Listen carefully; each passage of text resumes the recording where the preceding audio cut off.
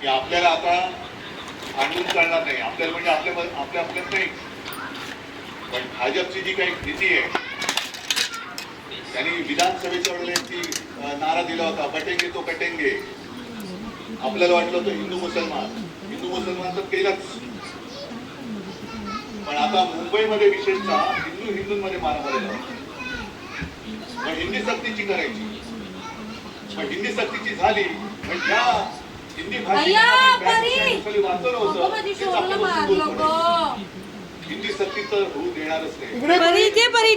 परीने मार खाल्ला बोलते कसं परी इथे आताच्या आत्ता इथे नोकरी इथे हिंदी सक्तीची करायची. तामिळनाडूमध्ये जाऊन बघा ना, नुसतं तुम्ही उच्चार करून बघा काय करतात ते. अजून तुम्ही हिंदी सक्तीची गुजरातमध्ये केली की नाही मला कल्पना नाही.